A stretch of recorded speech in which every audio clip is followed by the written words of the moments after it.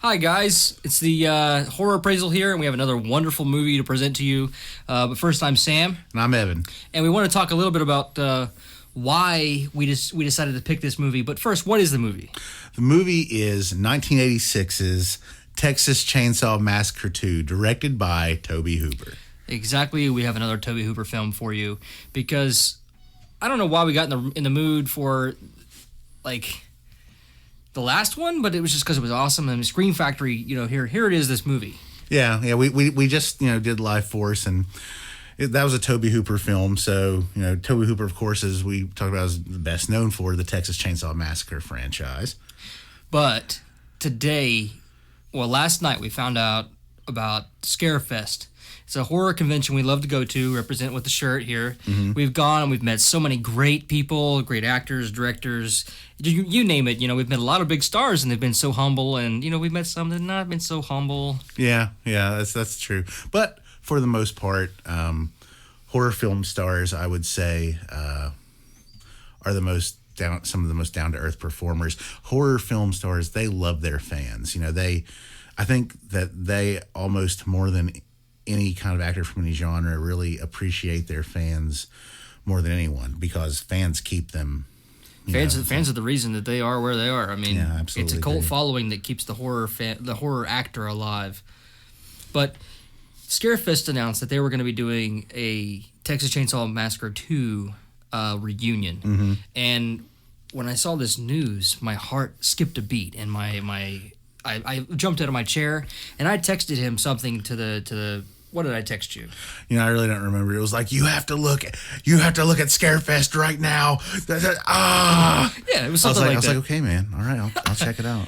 But the first actor that we've met him before, and it was awesome to meet him, but it's going to be so much cooler to meet him in the context of these other people. But Bill Moseley.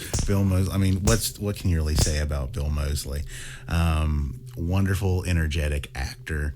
Definitely known for his horror film roles, especially Texas Chainsaw Massacre 2. What else have we really liked Bill in? Well, House of a Thousand Corpses is like his role where he can just take charge. He's not like a loose cannon maniac like he is in Texas Chainsaw 2. He's a cold, calculating killer. That's true. He's still retains all of his savagery, but it's a lot more. But he is still crazy. It's a lot more cunning. Yeah. And some of the same lines from House of a Thousand Corpses come out, like Run Rabbit and all that stuff. That's the same lines he had in Texas Chainsaw. Run Rabbit. And he uses some of the same voice, but I think that's a throwback to the real fans. And I also feel like House of a Thousand Corpses is like his first real good horror film since Texas Chainsaw. He was in Night of the Living Dead remake. Well, and he was in the Blob. The 1990 remake of Night of the Living Dead. He was in that. He played Johnny. Yeah. They're coming to get you, Barbara. I have two posters with him saying "They're coming to get you, Sam," but with different actors from different movies. Pretty cool. Who else is going to be there, Sam? The other. Well, this is number 2, but this is who I've been wanting to meet for a long time. Mm-hmm. Carolyn Williams. Carolyn Williams, who of course plays the role of Stretch in TCM2. Played by Carolyn Williams, like we just said. She's coming, so her performance in TCM2 is like the most energetic shit I've ever seen. It's very the whole film, and we'll talk about it in a minute. The whole film has just a very manic air about it. But Carolyn Williams, oh my gosh, if you think only Jamie Lee Curtis can scream, you're this wrong. One is a scream queen. Yeah, Carolyn Williams should have a rightful place with the rest of the scream queens of lore. I mean, with one performance, she pretty much earned the right to be called a scream queen. Mm-hmm. Jamie Lee Curtis had a few tries at it. Linnea Quigley has been in countless films, and she's actually less of a scream queen than more like a commonplace in horror movies. But this woman, Carolyn Williams, can scream. And she's stayed really active, too, in the horror business. She had a little bit of a lull there for a while, and then she came back with Leprechaun 3. Came back with Leprechaun 3. But then there was Hatchet 3, which was like her reemergence. Very recently, Hatchet 3, which we were very surprised to see her. She's like a main role in that film, too. And we'll plug another movie of hers, too. Contracted. It's a recent streaming film on Netflix. And you want to see the range of her acting. In that movie, she really does a great job of playing like the oblivious mother that kind of is just like in denial about everything. It's really nice to see that kind of range from an actor. I agree. The other person we're going to meet, it's kind of a controversial role, stuntman versus actor, who was Leatherface kind of thing. Bob Elmore. And tell us a little bit about with Bob Elmore. When in Texas Chainsaw Massacre, when do we see Bob Elmore? Well, I did a little bit of research on this. Obviously, this is one of the things that I plan on talking to him about. I want to understand, because we met Tom Morga, which I understand donned the makeup a little bit too. But I want to understand where Bob Elmore was Leatherface. From what I've read, it's any time that there was Leatherface with a chainsaw. Anytime where the chainsaw was running. If he was in the back of the truck going crazy with wearing, what's his name? Well, what's the corpse, the brother, the dead brother? What do they call him? I don't remember. Not Nubbins. Nubbins. Nubbins? Okay, yeah, Nubbins. He's wearing nubbins at that point. That is Bob Elmore when he's in the beginning. You know, he's like the beginning scene. Yeah. That's such a cool. We'll talk about it in a minute. That's an awesome. But scene. I mean, it's going to be awesome to talk to him to say, when was Bill Johnson? When was Bob Elmore? I want to hear from Bob Elmore when Bob Elmore was Leatherface. That'll be awesome. He was he was the stunt man who wore the Leatherface makeup when there was an actual chainsaw running. So really, this guy. I mean, he's been in the Monster Squad. I'm not sure what he was in Monster Squad. I didn't know that. I'll have to check. He's just listed in Monster Squad as a stuntman. I can't wait to see what stunts he did, though. Probably somebody being launched off of a jump board or something. Probably. They blew him up in a car or a treehouse. Yeah. He was in Dr. Giggles, and he was in Pirates of the Caribbean. He's got several roles to him that are pretty big. Cool. But now that we get through the reason why we've watched this movie, we are going to talk about the movie. Wow. Well, first things first. We literally just finished watching this thing. After I hadn't seen it in probably 3 or 4 years. We had a little pause since we've seen it.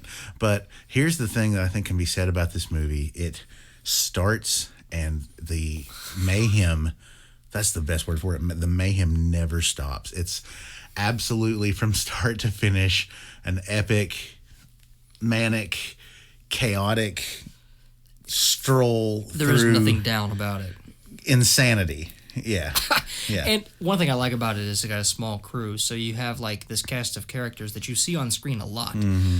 Carolyn Williams is on screen a lot. Jim Siedow has so much screen time; it's amazing. I love Jim Siedow. And there's a lot of people in this movie that are dead now. You know, the guy that played LG. That's depressing. He's dead. The guy that played Grandpa, he's dead. Wow. Yeah, they are. Jim Siedow is dead. Dennis Hopper is dead. And talk about somebody who's crazy in this movie. Yeah. Dennis Hopper. Yeah, absolutely. Dennis Hopper, of course, plays the police lieutenant. Is he a lieutenant? He was a former state ranger in Texas. That's like military pretty much. Yeah. But why is he looking for them? Well, he's looking for the Sawyer family because he is the relative of Sally and what's her brother's name? Crap. Crap. Francis? No. Franklin. Franklin.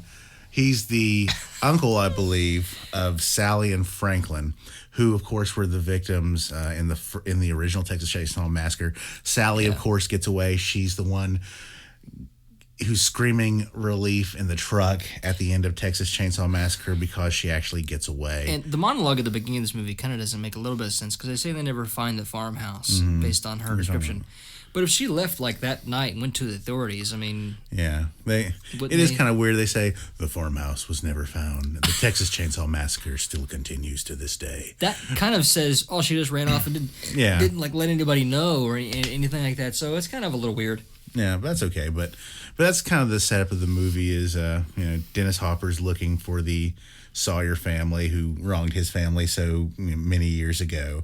I love the beginning of this movie. I love the beginning. Everything in this is set up in big, long, epic sequences. It's like 3 or 4 epic sequences make up this entire movie. You basically, you have these 2 yuppies in a car being complete. Bright lights and big titties! Yeah, being complete just wastes of space. One of them looks like such a douche. He's got on like a canary yellow sweater. And basically, they play Totally chicken. yuppie. Yeah, they play chicken with the wrong people. Tom Savini talked about Tom Savini did the effects for this film. how they cut this guy's head off, and it's like a really cool thing. If you've got the Blu-ray, watch the features on it. I mean, it's worth checking out, like, the effects and stuff. The scene at the beginning where we first see, the madness of the family in the truck on the bridge. The bridge is like 5,000 miles long. Yeah, that bridge is like the Golden Gate Bridge plus the George Washington Bridge. When they first get on it, the first camera shot shows them, and they're almost off the bridge by the time the camera cuts. It's just some country bridge. But they're on it forever. And then they're on it. Yeah, it's like the bridge is all of a sudden 5 miles long. It's awesome. And Dennis Hopper's character says they were going 90 miles an hour. Okay, they've been over the bridge in like 3 seconds. Yeah, a little inconsistency there. But the music that's playing during this sums up the character of the movie, really. Because, I mean, you've got this kind of da-da-da, da-da-da, like it's like a really cool driving like song, and they're on the phone with Stretch the whole time.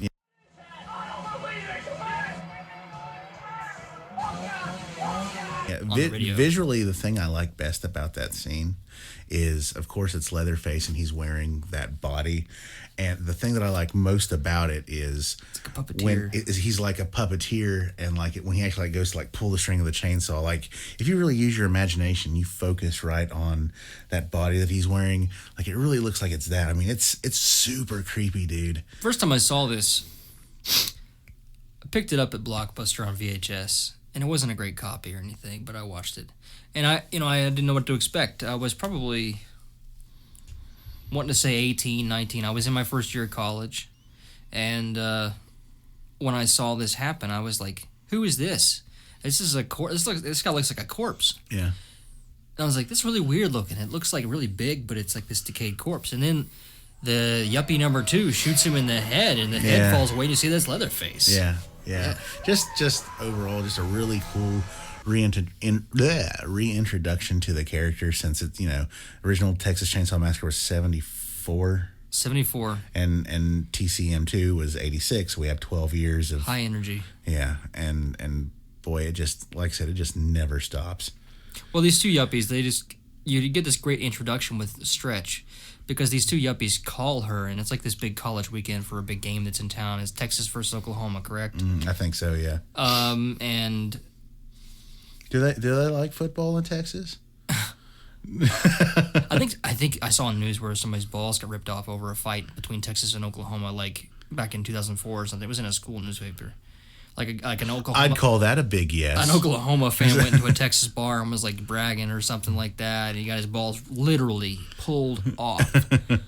That's some hate right there. But like they're on this phone with Stretch, and they're going down the road just kind of like ranting like drunk teenagers, and Stretch is just kind of trying to get him to hang up. Yeah. And then they kind of hang up, but then they call back. And that's when they have the run-in with the Sawyer family, and they get done in. But this whole time, why can the phone not be hung up from her end on the radio station? That's what I don't understand. She's that. Please, somebody make a comment. It's because I don't understand it. He doesn't know either. Why, if you're in control of a radio show, if someone calls you, do you not have the ability to hang up on them? She tells them they're tying up the lines and they won't get off the phone. How can they not just disconnect the line? That makes no sense to me. I do remember, though, back in the old times when someone who knows, post a comment, please. When I had like regular phones and stuff, there were a couple like girls that I was talking to and stuff as a teenager, and there were times when I didn't want to talk to them, and I would hang up, and I'd pick up the phone 5 minutes later and I'd say, "I'm waiting," like they were still there. And it's like, I don't know. At times you could not hang up on you had a magic phone then. I think that it just kind of like was one of those freak things that happened every now and then. Like you couldn't break contact. But anyway, she hears this whole thing with these guys get killed. Yeah. So that draws the attention too of Dennis Hopper, who's looking for the people who destroyed his family, and he's kind of like a laughing stock, really, for the real investigators. You can kind of tell. I mean, they handle him with trepidation, But all at the same time, they kind of fear him because I think they understand that he's really close to this case. They see that guy and they think there's a man who's seen some shit. Speaking of Dennis Hopper, when Stretch first goes to see him, and he's kind of in like a hotel room or like a temporary apartment. Yeah. And he opens the Like a door. hotel room, yeah. He opens the door. Dennis Hopper looks a little rough. He looks very rough. Yeah. What was going on? I wonder if any of you fans might be able to tell us what was going on. Everyone knows that Dennis Hopper kind of had a little bit of a jaded past. But the first time you see him, he looks okay. But then he opens that door, and he looks like a ghoul. He does. He's got like bags around his eyes and everything. It's like, wow, Dennis Hopper, you're looking a little rough, buddy. I mean, he's like green and gaunt and sunken in and stuff. And I understand this film was shot out of sequence. Most films are. So I don't know if like they called him back for that scene. I don't know. Or if it was like a preliminary kind of thing, kind of a screen test with Carolyn Williams to see if she was worthy, because I know she was kind of new. Mm-hmm. But, wow, he looked bad. Yeah. I'll talk a little bit about the members of the Sawyer family. Members of the Sawyer family, and I'm going to preface this with something. Texas Chainsaw Massacre in '74 was such an intense film that it left viewers feeling sick, feeling upset, and feeling like they had been violated on the inside. And part of that is you really get a sense for the heat and the smell of the movie, and it's so disgusting and it's so serious. There's no comedy at all. Nothing, no levity in the first movie whatsoever.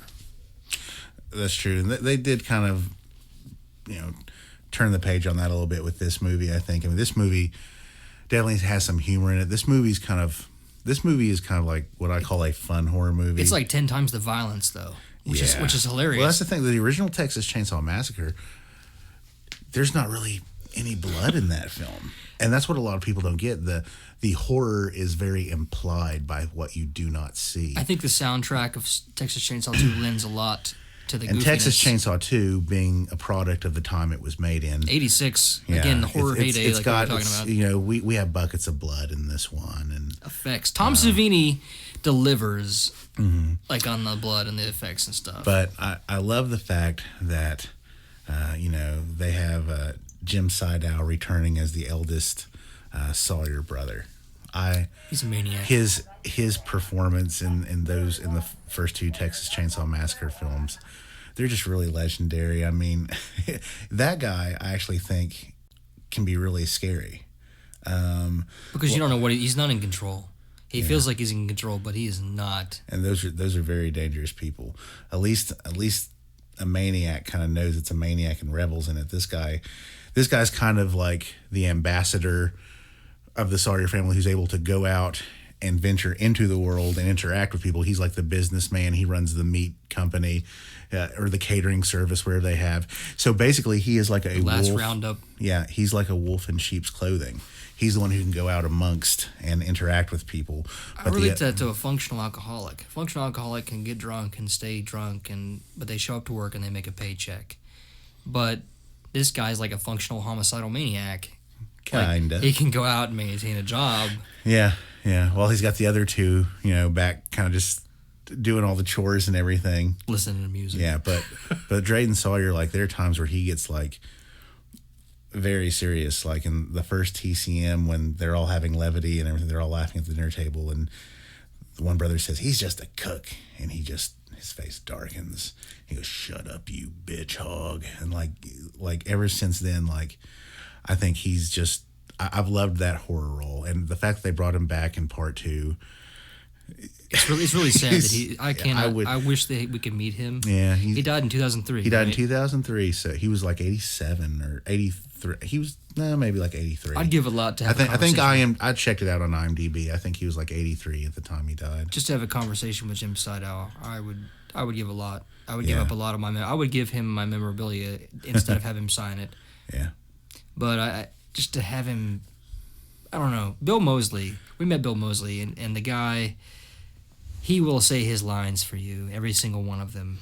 Bill Moseley is a real... crazy nut fuck in this movie. Well, you took the words out of my mouth. He is. Bill Moseley, though, the performer, he's one of those people who really appreciates his fans. Yeah. From what we've seen and the time we met him. We were very happy to have met him. He was just really cool. He was very approachable. He was signing lines on our poster. He's like, hey, how about this one? I'll sign exactly what you want.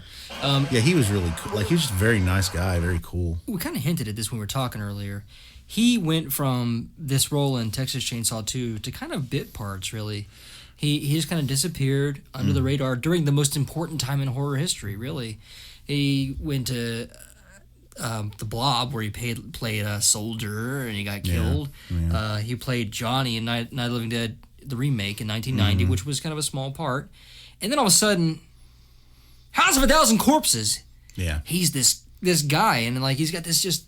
How many years was that? Like almost 20? I want to say House of a Thousand Corpses was somewhere around 2003, 2004. So you're looking at almost like 16, 17 years. Because a buddy of mine went and saw it at a theater because nowhere around here would play it.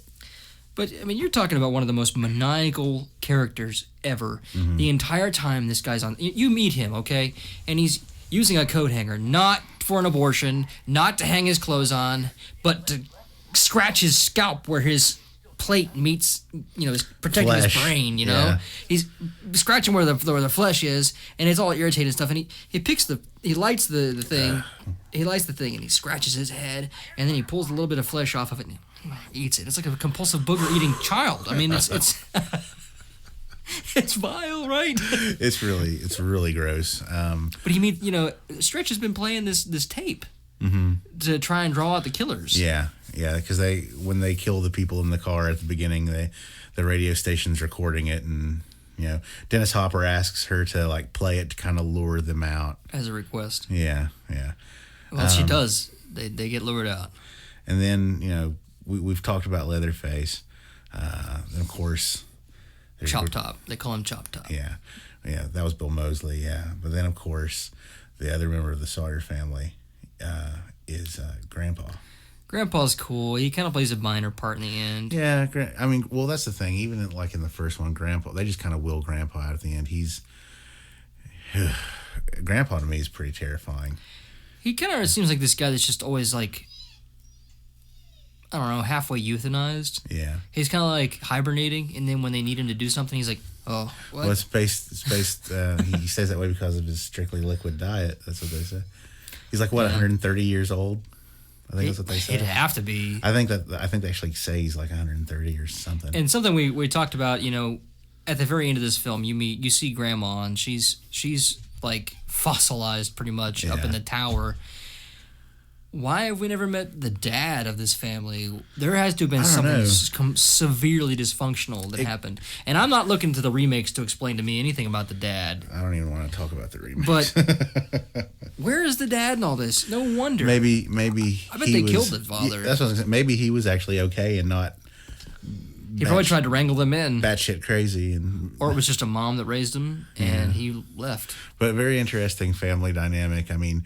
you have the older brother. He really tries to rein in his other two. He tries to be the person really in charge of the family, even though the patriarch is Grandpa. Really, he tries to be to be sane, but at the very him trying to be sane is still killing people and making chili out of their meat. Yeah.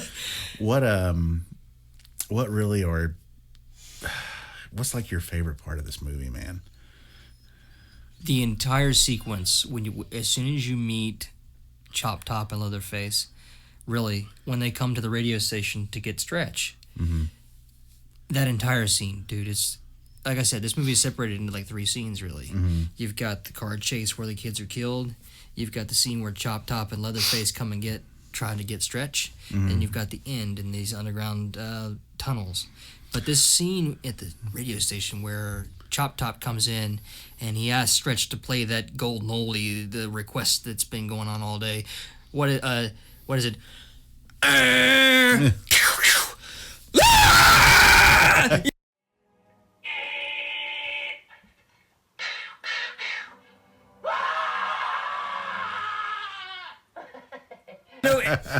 He does that, and the whole movie from there on, the guy is just nuts. Yeah. The whole time. Yeah.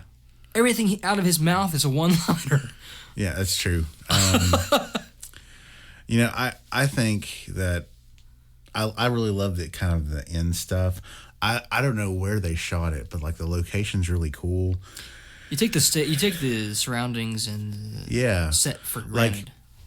their whole like underground network. I'll tell you, I had a thought when we were watching this, and I was going to wait to say this until we did this.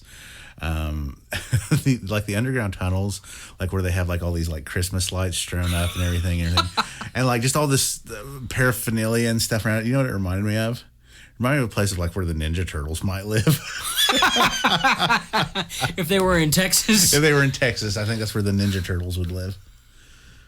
What? The Teenage Mutant Ninja Armadillos. Yeah, exactly. But I have to say, like I said, I think that as far as the family's concerned, you know, they're fine on their own, but they're best when they're all together. Especially with Leatherface, I think. They're too crazy to accomplish anything on their own. Any one of them is, I think. And you know what's sad? Leatherface is the sanest motherfucker in this group. Yeah, we were talking about that. Leatherface appears to be the sanest. Let's talk a little bit about Leatherface's interest in Carolyn Williams' character. So, Chop Top comes and he tries to get, into Carolyn Monroe. Stretch's head. Williams. Carolyn Williams. I keep saying Carolyn Monroe. She was in Maniac. Sorry. Carolyn Williams, Stretch's character. Chop Top's interest is solely to get to her and get the tape back. Or the evidence, yeah. Kill her. Yeah. Whatever. Yeah. To tie up the loose ends and stuff. Leatherface kind of follows through with that. And he chases her into this, like, break room kind of area. But when he sees her, it's like you're hearing, "Why do birds suddenly appear?" Yeah. kind of thing. Yeah, like this. He's totally all into her, He's man. enamored. And he's digging his chainsaw into the ice, and her legs are spread. And listen, there's no way that it wasn't. It's like a love scene. There's no way it wasn't intended. I mean, he uses the chainsaw as a phallus. I mean, that's just all there is to it. And she's like saying, it's like a penis-like emblem for some of you. He's got like the chainsaw like on her leg. And he's going up, and eventually like, he touches her. He touches her crotch. I can't even say it. I'm embarrassed to even say it. He touches Carolyn Williams' pussy. He touches her crotch with this chainsaw. Okay, she can't be shy about this. She let it happen. That's true. As an actress, she let it happen. That's true. And she has to have... I know she has a sense of humor, okay? Yeah. She was in Texas Chainsaw too. I can't even say titmouse without blushing. Titmouse. But anyway, I mean... She's doing these lines. She breaks into this survival mode where she plays into like his mental challenge, like into his retardedness. Yeah. And are you are you mad at me? Are you mad at me? He's like, he stops, and sometimes I'm thinking, sometimes what I think when I see that scene is, she's like, "Are you mad at me?" And like he's just like, I'm thinking. He's confused. Maybe he's just like confused, like, He's never had a victim do that. It's like, what's this? Well, and like maybe he just kind of listens. Like, I want to see what she does next. And then she says, "How good are you?" And he looks at his chainsaw. He's like, "Oh, baby, I'm really good. Yeah, I'm the best you ever had." So then he takes it and he starts rubbing up her leg, and she's like, "Oh, yeah, really?" Yeah, it's kind of a and she starts freaking when it touches her crotch. She starts to freak out a little bit, and he starts to kind of and he pulls away, and he starts starting to chainsaw, and she's doing her screaming. She just screams like crazy throughout this movie. Yeah. So he gets his rocks off. Yeah, that's when the chainsaw starts. And when I was he goes younger, and destroys the studio. When I was younger and I saw this movie, because I actually did get to see this movie before you, but it was like one time when I was like 12. I think we rented it from like Kroger or something. Shit. But I remember watching that and just thinking, what the hell is going on? I didn't really understand the implications of what was being insinuated, I guess. The other scene with him and her that I like is once at the end of the movie where they're lured, where she goes to like their hideout. He kind of flirts with her. Yeah, and with of course, the red face. And of course they've got her friend, like her producer guy for her radio program, LG. Yeah, they've like skinned him, and like hold on, I just want to say. This guy, LG, took more fucking hits in the head than any man could ever take with a hammer. And he is passed out. They've brought him here and they skinned him, correct? Yeah. Okay, now continue. What's the Bill Moseley line? Incoming mail. No. What's about cutting him up? put it in. Strip that pig and slice him thick or something. Skin that pig and slice him thick. That is so disturbing. Skin that pig and slice him thick. Like, yeah, but you know, at the end, you know, he discovers her in the little work shed where he's working, and they're after he's taken her friend's face off, and like he sees her and he can't kill her again because it's like he's like, oh, hold on, and then he goes and gets the face of her friend. He's like, no, wait, and like he puts the dude's face on her, and she's just like, and he's like. No, you're perfect. You know, that's one thing. And then like he goes back and he gets does he get the dude's hat and put it on her? Yeah, he puts the hat on. And she's like, and you get this nasty sound of the like you hear like she's freaking out. But he like to kind of keep her in the room, he ties her arms behind her back, but they're kind of like this. So she's like doing this thing in her face, and she's doing like a T-Rex dance. Yeah. Or like the face is on her, and it's like you got all this meat dangling down, like it's just sick. Yeah, it really is. It's a horrifying thing. But dude, LG wakes up though. Yeah, he does. And his nervous system is all fucked up because Chop Top beat the hell out of him. You know, he beat the hell out of him. And while he's smacking him in the head with a hammer, he's hocking loogies and shit. Yeah. And he's always hocking loogies in the movie. But he gets up, so his nervous system is all messed up because he's got the fuck beat out of him. Yeah. And he finds this knife to try and cut Carolyn Williams loose. Stretch. Cut her bonds. He cuts her loose. But he's like, you know, and he doesn't have any control over this, but he finally gets her loose. So, and then he dies, and he's like, oh, shit. Yeah. You know, it's probably good he died. He's probably in a lot of pain. You know, he was cut, you know, pretty deep. You know, his face was removed. His part of this was removed. By the way, Tom Savini did some amazing effects with that. Absolutely. But you know, this film really culminates into this final showdown. Dennis Hopper, the craziest mofo in this. The scene, because Dennis Hopper, of course, how do you fight Leatherface? Well, how would one fight a Jedi? A Jedi would also need. Well, he goes and prepares before he comes. That's to what I'm saying. He goes chainsaw shopping. He goes chainsaw shopping, just like you would need a lightsaber with a Jedi. You need a chainsaw for Leatherface. And dude, the scene where he goes into the dude's store and he just like lays down the money, like he goes. There's a stump in his store, right? There's a chainsaw room, okay, and he flips the light on and he puts this money. He's like $100 bills. He puts them on this stump that's in there. Okay, and he goes and he finds these two chainsaws that are kind of small. He's like checking the maneuverability of them. The guy's watching him, but he goes like this, and he's doing this like the Running Man thing with two little chainsaws. But he finds this big one that he really likes too, and he said, "Sit down," and he likes that. So I guess he laid down $1,000 for all these. I don't know. There was like 10 100s on the stump, but he goes out. It was enough to buy 3 chainsaws. The guy says, "You want to try them out? There's gas in those." Yeah. And the guy's out front. There's like there's this tree laid out. You know, people have been trying the chainsaws out. It's got cuts in it. Yeah. He starts this big long chainsaw. And he proceeds to whack. Yeah, he starts getting his jollies. He uses his chainsaw like an axe. It's really ridiculous. It starts getting the shop owner like because that would actually damage a chainsaw, I think. It would bend it, I think. Yeah. But the shop owner starts getting going. He's like, oh, he's like all giddy. Yeah.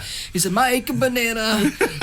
So it all kind of culminates into. But he goes and he hunts these motherfuckers down. Yeah, Dennis Hopper, finds these people out and he dual wields chainsaws to fight Leatherface. He goes into their lair and he says, "I'm going to bring it down." Yeah, he starts screaming scripture and he's all biblical about this shit. And cutting it down. I mean, singing, ringing in the sheaves. That's a great scene. When he finally does reach them, he is singing, ringing in the sheaves, and it stops for a second, and Bill Moseley answers his call. Yeah, well, it's that scene. It's very literary. It's kind of like Moby Dick. He's like Ahab. He wants to find the monster that hurt him, and he wants revenge. That is justice. That is Dennis Hopper's sole purpose in this movie is to claim revenge for the harm that they've done him. He drives a chainsaw through Leatherface. Yeah, that was a great effect by Tom Savini. Tom Savini, Tom Savini talks about how he didn't really do it like one of his guys in his crew did. But it's when he gets the chainsaw through Leatherface, it's running. Well, you see it running on the other side. It's a shtick. You know, it's cool because I mean it's all the way through him and his guts are hanging out. Yeah, it's an epic chainsaw fight between him and Leatherface. Absolutely. You know, really, I don't know what else I could say about this. Let's just talk about how crazy Bill Moseley is in the end of this shit. Oh yeah. The star of the show in this is Bill Moseley. You killer, you hog bitch! And from the very end of it, like, you know, Jim Siedow kind of blows everything up with a grenade, but you're left with Bill Moseley chasing Carolyn Williams up the mountainside, slicing the fuck out of her with a razor. Yeah, he never stopped slicing at her either. I mean, and he's just laughing. I mean, he's cutting like the back of her legs. It's hard to watch sometimes. And we had a little disagreement. We didn't know. Like I thought it was a doll or a dummy that fell down the mountainside. That there's this stunt, but it's real. It's Bill Moseley.